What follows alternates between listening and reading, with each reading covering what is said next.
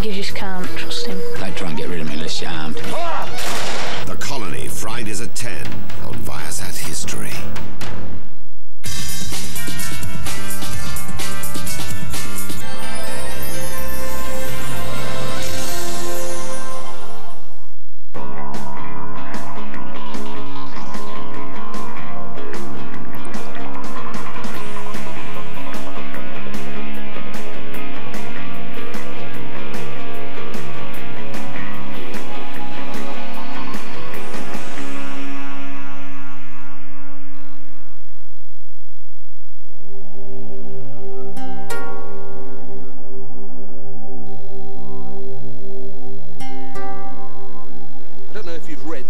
It's in all the bestseller lists.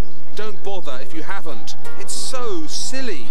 It starts with someone being killed in one of the corridors here at the Louvre in Paris. This chap is the keeper of an ancient secret, and if he dies, the ancient secret dies with him. So he crawls along the long corridor and seeks out the most famous painting in the Louvre. And there he scrawls a secret message on the glass that protects the Mona Lisa.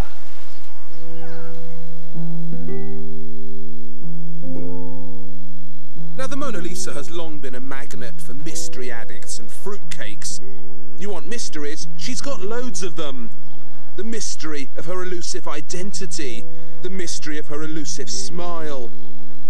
It's even been said she's a projected self-portrait of Leonardo as a cross-dresser.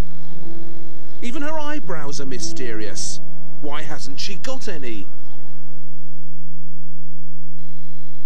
But there is one mystery concerning the Mona Lisa that can actually be solved, and we're going to do it in this film. It's perhaps the deepest mystery of all, and that is why, out of all the countless old masters gathered in all our museums, why did this particular one become the most famous painting in the world? Now that's a mystery worth solving.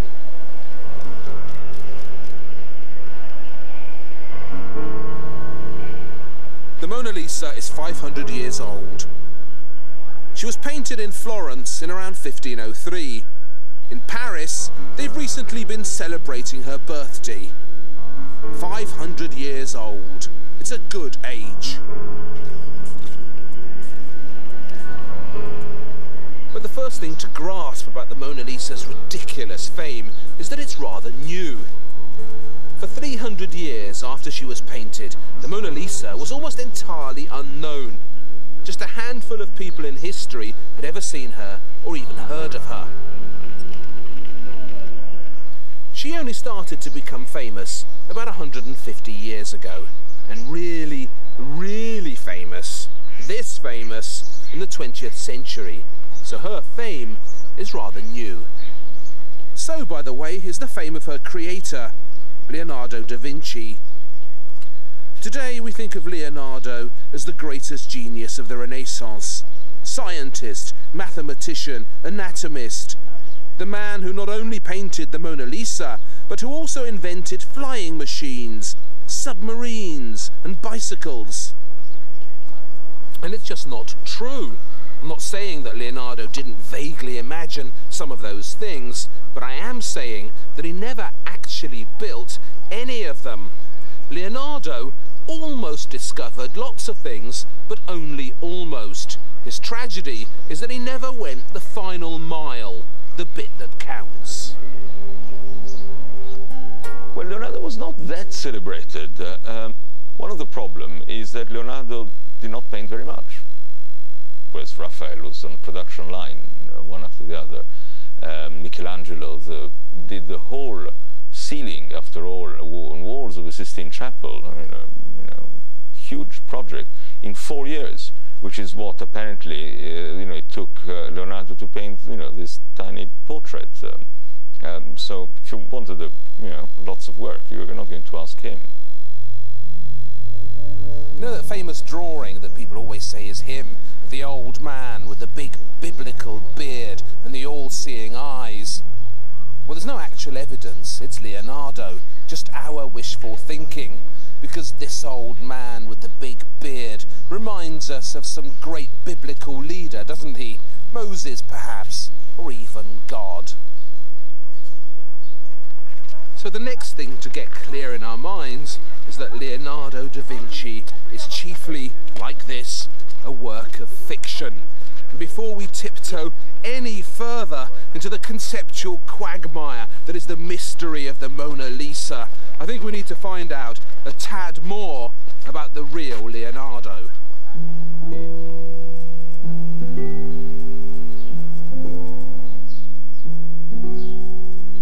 Olives.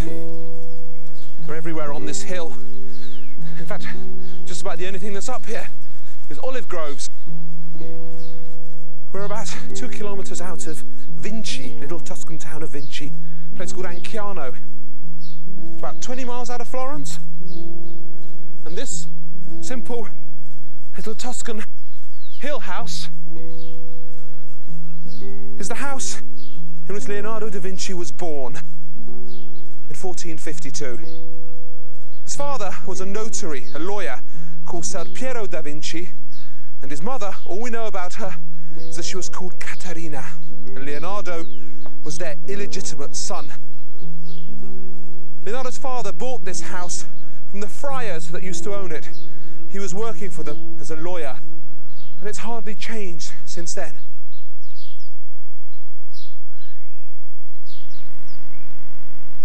It's just 2 very basic little rooms, really, lovingly preserved in their original state of decrepitude. But look at this, just above the window on the front. A lion wearing a helmet. That's the coat of arms of the Da Vinci family.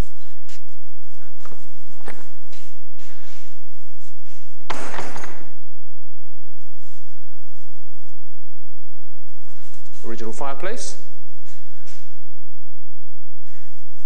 Leonardo. Ghastly likeness, I think. Coat of arms again.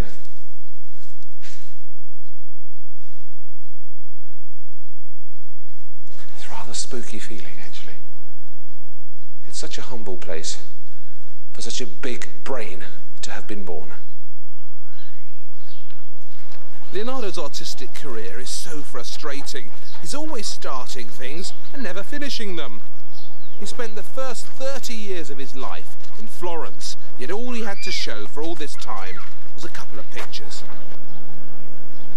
One of them is this gorgeous portrait of Ginevra de Benci. She's rather glum. Why? In Italian, Ginevra means juniper, so the halo of juniper around her head is a coded clue to her identity. From the start, Leonardo could make his women feel mysterious.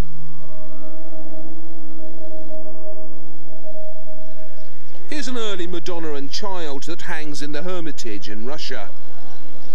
What a ghastly, multi-pounded Jesus. Look at the size of him. I don't like her expression either. It looks forced to me. Say cheese. Cheese. These early experiments with different women's expressions had such mixed results that Leonardo soon settled on one he knew he could rely on, an expression he always used. You know it already. It's that mysterious smile playing on a woman's lips. Whether they're the Virgin Mary or a girl off the street, Leonardo began giving his women the same look. The Mona Lisa's mysterious smile was an expression he was churning out.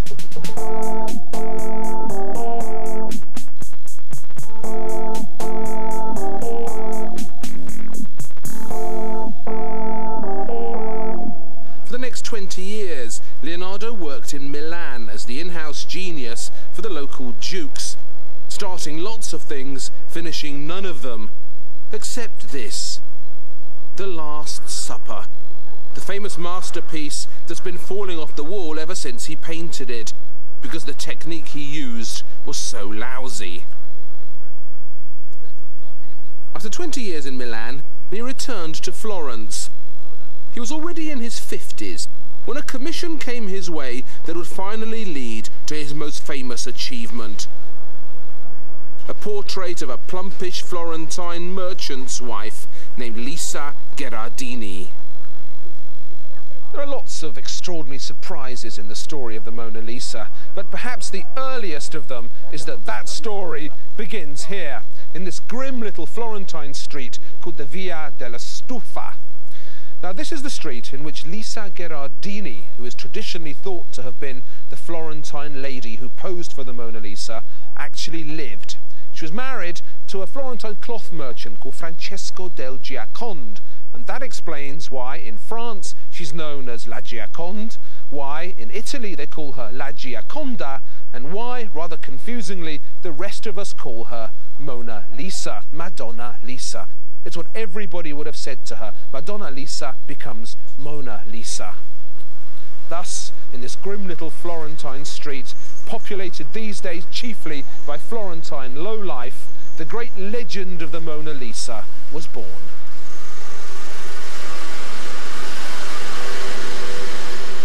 For some reason, Leonardo never handed over the Mona Lisa to Francisco del Giacondo and his wife, probably because he never considered her finished. He was such a fiddler. Leonardo's career was now on the slide. In Italy, he was out of fashion, and his reputation for not finishing things preceded him wherever he wandered.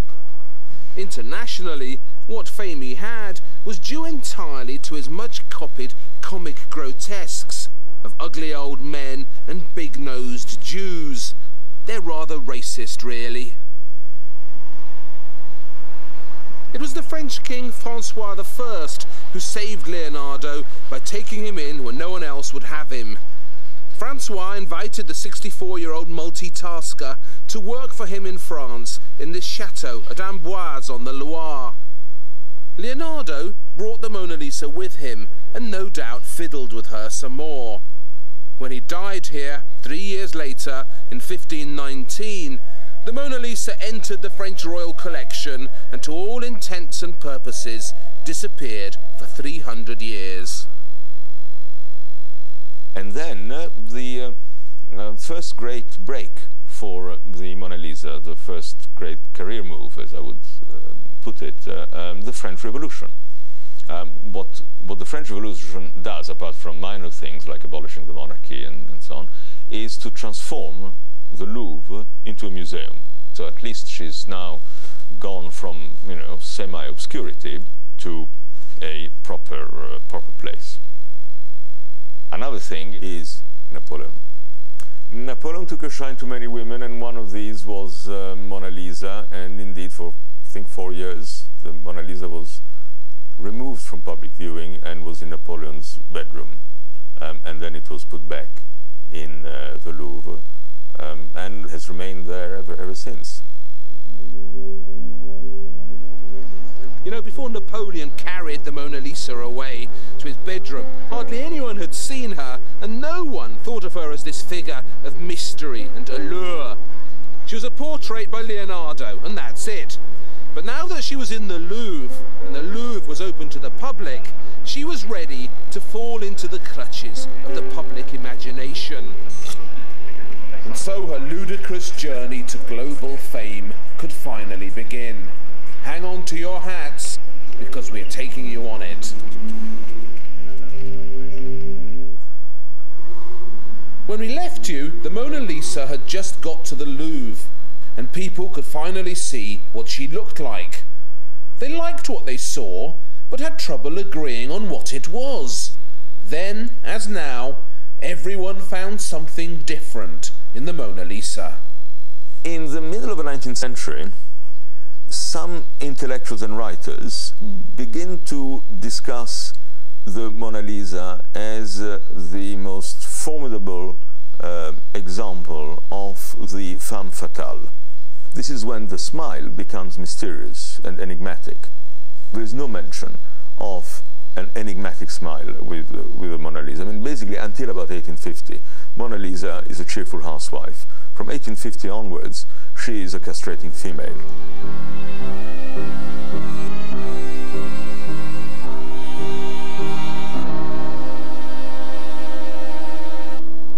You won't believe some of the silly things that began to be written about her by the feverish blokes of the 19th century. Let me read you something here. It's perhaps the most famous passage ever written about the Mona Lisa by an eccentric English Epicurean called Walter Pater, who was obsessed with her. "She is older than the rocks among which she sits," he gushed in 1873.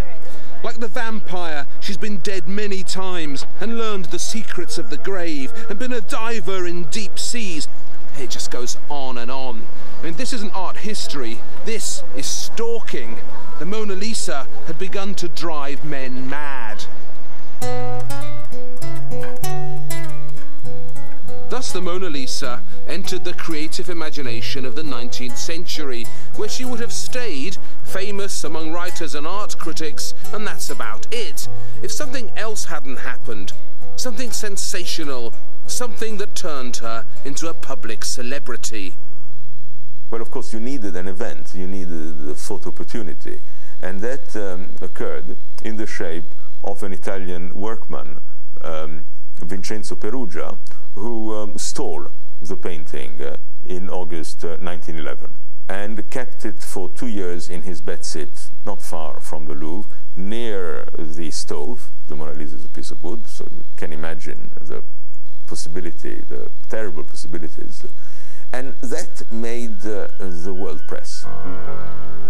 Every day, for 3-4 weeks, there was something about the Mona Lisa. The police can't find it, the security of the Louvre is terrible, the director of the Department of Paintings had to resign. You know, it became a sort of cause célèbre, so people could see the Mona Lisa nearly every day as they were having their breakfast. So why would anyone be so stupid as to steal the Mona Lisa? Various conspiracy theories were aired at the time, and indeed people have been airing them ever since. The likeliest answer is that the entire mad plot was the handiwork of an Argentinian forger called Eduardo de Valfierno. Valfierno's crazy idea was to produce a handful, perhaps 6 or 7 copies of the Mona Lisa while he had it in his hands, and then to sell these copies on to some very, very gullible American millionaires. Now, this has never been proved. What's certain is that if you were a very gullible American millionaire, you would hardly have popped up afterwards and said, "Yes, I bought one of these." And undoubtedly, there were these very special copies floating around the European art world after the theft. However, once Valfierno had done his dirty deed and produced his copies, he no longer had any real need for the painting itself. So he handed it back to his accomplice, Perugia, and Perugia was stuck with the Mona Lisa, a painting that the whole world was looking for. What was he going to do with it?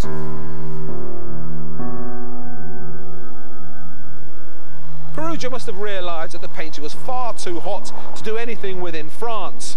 So he came back here to Italy, and he holed up in this hotel in Florence, which used to be called the Tripoli Italia, but which, not surprisingly, has now changed its name to the Gioconda, because it's in this hotel that the great lost painting was finally found. Perugia contacted a Florentine antique dealer called Alfredo Geri and offered to sell him the Mona Lisa for £500,000 lira. Inevitably, Geri contacted the Italian police. 3 days later, they came here to the hotel and arrested Vincenzo Perugia. When they got inside Perugia's room, they found the Mona Lisa tucked away in a suitcase underneath his bed. And when they asked him why he'd stolen her, Perugia replied that it was an act of patriotism all along. All he'd ever really wanted to do was to ensure that the great Florentine beauty was returned to her rightful home. Perugia was sent down for a year for stealing the Mona Lisa, which doesn't seem very much, does it? But one thing's certain, no matter how famous the Mona Lisa was, before Perugia and his cronies stole her from the Louvre, this prior fame was as nothing compared with the enormous global notoriety that the picture acquired once all those newspapers and all those columns had stopped writing about the great theft of the Mona Lisa. And so our plump Florentine housewife finally became an international celebrity at the age of 400. Because of the robbery, everyone now knew what she looked like, and everyone wanted to know more about her. In 1919, the notorious Dada artist Marcel Duchamp proved she'd really arrived by taking the mickey out of her, giving her a moustache and a goatee, and adding the letters LH or OQ, in French, a naughty pun, which means she's got a hot ass, or as we might perhaps say today, a hot booty. There is not any single moment where the Mona Lisa becomes the world's most famous painting. There are building blocks, there are stepping stones. So being in Paris is an important thing. Being painted by a Renaissance genius is quite important. Being a femme fatale or being described as a castrating woman would do you no harm. Being stolen was a great stroke of luck. Being mocked by futurist and avant-garde artists was also very important. And being regularly exploited by the advertising industry in order to sell everything from fridge magnets, hotels, flights, and condoms even. All that is a tremendous asset for a girl. I can't face going into detail about the subsequent growth of the Mona Lisa tat industry. It's too horrible to witness. Instead, let's just visit the house of the world's biggest hoarder of Mona Lisa memorabilia and savor some of the highlights of his collection. Bonjour. Entrez dans la maison des Jocondes.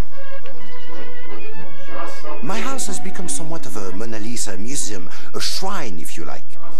I have gathered together some of the most beautiful items I have in my collection, like this wonderful photo mosaic here, although the reflection is a bit irritating. These magnificent cushions, these ceramic tiles from China, and this American. It's called the Giggling Mona Lisa.